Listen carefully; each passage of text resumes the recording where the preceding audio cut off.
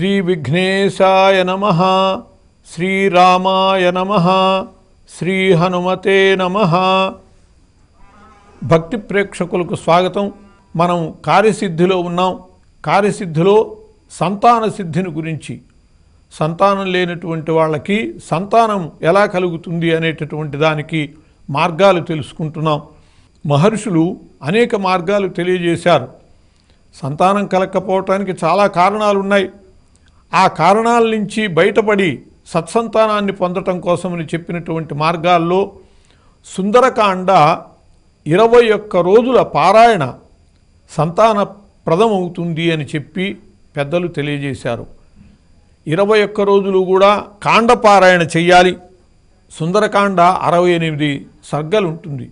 ఈ 68 సర్గలు 21 రోజులు పారాయణ చేసేటట్లయితే సంతతి కలుగుతుంది అని చెప్పి సంతాన ప్రాప్తికి సుందరకాండ పారాయణ విధానం ఒకటి చెప్పబడ్డది. దాన్ని అనుసరించి సంతానం పొందవచ్చు. అలాగే సంతానం కలగకపోవటానికి కొన్ని కారణాలు ఉన్నాయి. కొన్ని వృక్షశాపాలు ఉంటూ ఉంటాయి.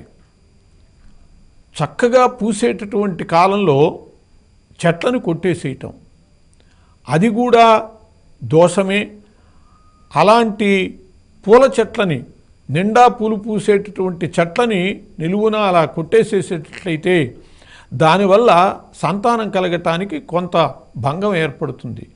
ఏవో కొన్ని రకాల శారీరకమైనటువంటి సమస్యలతో పాటు ఈ శాపాలు కూడా తోడైతే సంతానం కలగటానికి ఇబ్బంది ఏర్పడుతూ ఉంటుంది. అట్లాగే ఫల వృక్షాలు, చక్కగా ఫలించేటటువంటి వృక్షాలని కొట్టడం, ఆ విధంగానే సర్పాలని చంపటం, పనికిరాని సర్పాలని, పాముల్ని చంపేసేటట్లయితే అంత ఇబ్బంది లేదు. కానీ కట్లపాములో ఇంకోటో అదైనా కూడా కొందరు సంతానం లేనటువంటి వాళ్ళు, నియమంగా ఉండేటటువంటి వాళ్ళు అసలు పాము అనేటటువంటి దాన్నే చంపరు.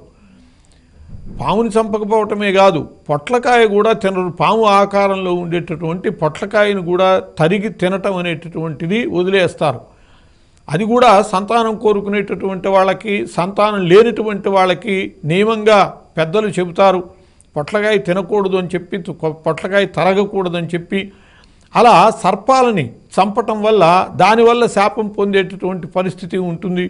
అలాగే పితృశాపాలు, మాతృశాపాలు, పెద్దలకి విధి ప్రకారం కావలసినటువంటి చర్యలు నిర్వహించకపోవటం వల్ల దానివల్ల కూడా శాపగ్రస్తులవుతూ సంతానం పొందలేనటువంటి పరిస్థితి ఉంటుంది. అందుకోసమని ఇవాళ మనకు సంతానం కలిగింది కాబట్టి చెట్లు ఎట్లా కొడితే ఏమి అని చెప్పి అనుకుంటే వచ్చే జన్మకి, ఇప్పుడు ఈ ఆత్మ అనేటటువంటిది ఒక నాటితో ముక్తిని చెందగలిగినది కాదు. పునరపి జననం పునరపి మరణం, మళ్ళీ జన్మలు వస్తూనే ఉంటాయి. ఇవాళ సంతానం కలగకపోవటానికి ఈ జన్మ లోపమే కాదు, గత జన్మలకు సంబంధించినటువంటి ప్రారంధ దోషం కూడా ఇప్పుడు సంతానం లేకపోవటానికి కారణం కావచ్చు. కాబట్టి ఇప్పుడు మనం కూడనటువంటి పనులు చేస్తే వచ్చే జన్మకి సంతానం లేకపోవటం అనేటటువంటిదో, లేకపోతే అనంతర వంశజులకి, మన కుమారునికో మన మనమునికో సంతానం లేక వంశం ఆగిపోవటము అలాంటిది జరగచ్చు. కాబట్టి నాకు ఇవాళ సంతానం కలిగింది కాబట్టి నేను ఏ పనులైనా చేయొచ్చు, ఏ ఫలవృక్షాలనైనా, ఏ నిండా పూసేటటువంటి వృక్షాలనైనా కొట్టచ్చు అని అనుకుంటే అది పొరపాటు. ఇలాంటి దోషాల వల్ల సంతానం కలగదు. ఆ దోషాలని పోగొట్టి సంతానం కలిగించేటటువంటి దానికి మార్గం చెప్పారు పెద్దలు. సేతుస్నానం కీర్తనం సత్కథాయా ఫలదీపిక అని చెప్పి మంత్రేశ్వరుడు చెప్పాడు జ్యోతిష గ్రంథం. ఆ జ్యోతిష గ్రంథంలో మంత్రేశ్వరుడు చెప్తాడు, సేతుస్నానం కీర్తనం సత్కథాయా పూజాం శంభో శ్రీపతే సద్వ్రతాని దానం శ్రాద్ధం కర్జనాగ ప్రతిష్టాం కుర్యాదేతై ప్రాప్నుయాత్ సంతతిం సహా. కుర్యాత్ ఏతై ప్రాప్నుయాత్ సంతతిం సహా. ఈ పనుల ద్వారా సంతానాన్ని పొందగలుగుతాడు అని చెప్పారు. ఏమిటి చెయ్యాలి అనంటే సేతుస్నానం కీర్తనం సత్కథాయా.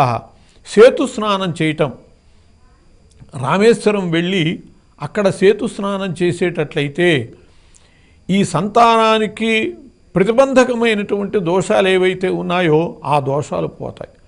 సేతు స్నానము చాలా విశిష్టమైనటువంటిది. ఆడవాళ్ళకి ముఖ్యంగా సంతానం కలగటమే కాదు, సంతానం కలగటం అయిపోయాక వాళ్ళకి ముట్లుడిగాక వార్ధక్యం వచ్చాక కూడా తప్పకుండా సేతు స్నానం చేయాలి అని చెప్పారు. ఎందువల్లంటే ఏ దోషమైనా రజస్వల కాలంలో ముట్టు రోజులలో పాపం చేసి ఉంటే ఆ పాపం పరిహారం కోసమని సేతు స్నానం చేయమన్నారు. కాబట్టి సంతానానికి ప్రతిబంధకంగా ఉన్నదానికి సేతు స్నానం అవసరం. అట్లాగే కీర్తనం సత్కథాయా పుణ్యకథలని వినటము, శంభో పూజాం శివుని యొక్క పూజ, విష్ణు సంబంధమైనటువంటి వ్రతాలు, దానములు, శ్రాద్ధక్రియలు, నాగప్రతిష్టలు ఇలాంటి కార్యాల ద్వారా సంతానాన్ని పొందవచ్చు అని పెద్దలు చెప్పారు. అందువల్ల ఈ సేతు స్నానాదులు చేయటం ద్వారా సంతానం లేనటువంటి వాళ్ళు సంతానాన్ని పొందాలి. కార్యసిద్ధిలో సంతాన సిద్ధికి మార్గంగా పెద్దలు చెప్పారు ఈ విషయం. స్వస్తి.